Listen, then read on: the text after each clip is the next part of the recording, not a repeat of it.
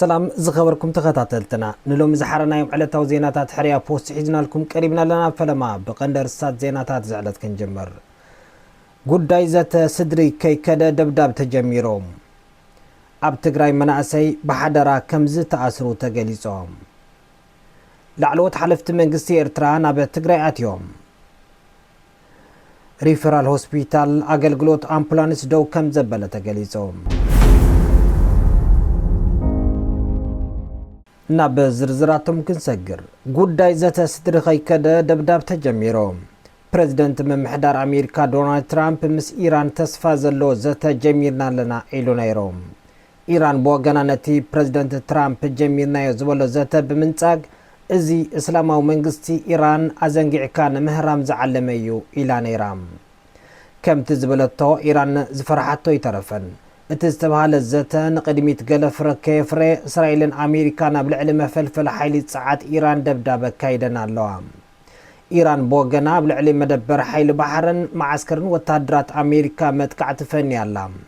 ኣብ ልዕሊ እስራኤል እውን ተመሳሳሊ መጥቃዕቲ ካይዳ እስራኤልን አሜሪካን በሓባረበ ክፍለ ግዝአት እስፊሃን ዘተኣሳስር ዝዓበየ መስመር ጋዝ ከም ዝኾነ ዝንገረሉ መፈልፈል ሓይሊ ኮራም ሻህር ከም ዘዕነዋኦ ማዕከናት ዜና ጸብጺበን ኣለዋ ሕቡራት ዓረብ ኤምሬትን ስዑድ ዓረብን በወገነን ኣብ ልዕሊ ኢራን ንዝውሰድ መጥቃዕትን ምስታፍ ተግባራዊ ስጉንቲ ከም ጀመራ መርበብ ሓበሬታ ዎል ስትሪት ጆርናል ጸብጺቡ ኣሎ ኩናት ማእከላይ ምብራቅ አድማሱ የስፊሑ ቁጥባውን ፖለቲካውን ዓለምና ብሰንኩ ይሕቆን ኣሎ ኢራን አስታት 4000 ኪሎ ሜትር ኮጓዓዝ ተኽለ ዘሎ ኢንተርኮንቲኔንታል ባሊስቲክ ሚሳይል ንመጀመርታ ግዜ እውን ወንጭፋላ ኢራን ዝፈነቶ ባሊስቲክ ሚሳይል ኣብ ማእከል ህንዳዊ ውቅያኖስ ዝርከብ ማዓስከር ወታደራት አሜሪካን ብሪጣንያን ዲያጎ ጋርሺቪያ ከም ዘጥቅዐት ይሕበር ኣሎ بتوزع حانتي كابد سيتات مالديفيس أفريقيا زغونت وتهداو معسكر أمريكا زلو بمتكع نهجرات معرب حديش ناي سقات ملقت زحلفة كستات تمزجي والله زخبركم تقاتلتنا ناي زمع بالم الزلو بغد تخم نقربلكم كنحبر نفوتهم نابز غلصل زينا كنسجر عبد تقراي مناسي بحدرا كم زتأسرو تقليصهم ኣብ ትግራይ ሓታት ዘይብሎም 4 ተጋልልቲ መናእሰይ ልዕሊ 3 ሰሙን በሓደራ ከም ዝተኣስሩ ተሓቢሮሎም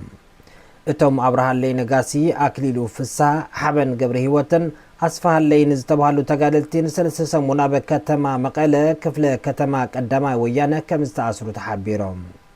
እቶም ተጋልልቲ ቅድሚ ዓመት ካብ ሱዳን መጽኦም ኣብ ስሩዕና ስራሕ ተዋፊሮም ከም ዝነበሩን ተሓቢሮም ስድራኦም ዛጊድ ምክንያት መእሰሪኦም كم زي فلطون انتحتتون نحنا نفلطو نجر يلن أبزي بحدرا يوم قديفهم لنا كيدهم زبل ملاش كم زي توهابون أبريه اللهم أبزي حجوان توم من أسين أب أقب تغيرهم نبينهم تعاتيهم كم زلون تقليتهم أب تقرأي بزي حتى تزأسروا بوليتيكينيهاتن غازيتينيهاتن كاب جزانا وجزان دا تقدي قيد كم زلون سبعون ديمقراطيا ونمثلات كخبروا سوميا سبعو مسلات يتحسسوا اللهم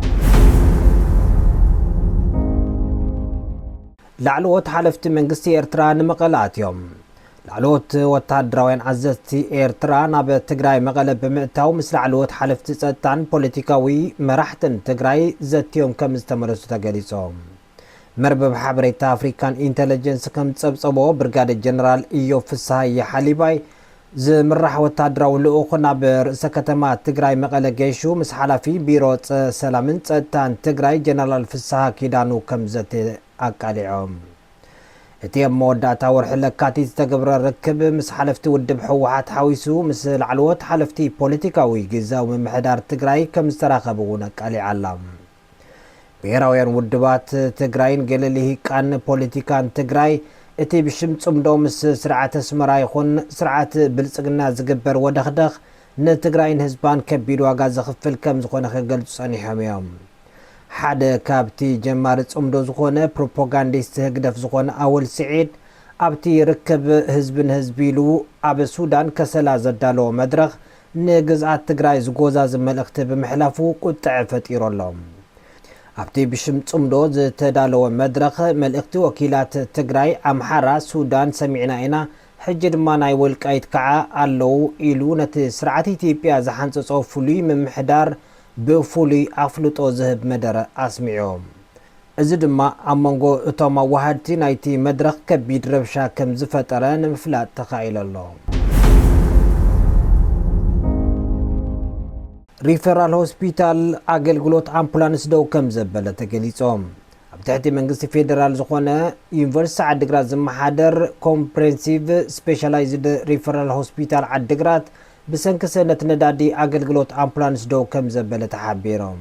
እቲ ሆስፒታል ከምቲ ኣብ ካልእ ከባቢ ዝግበር ዘሎ ነዳዲ ብጸሊም ዕዳጋ ብላክ ማርኬት ከይገዝእ ድማ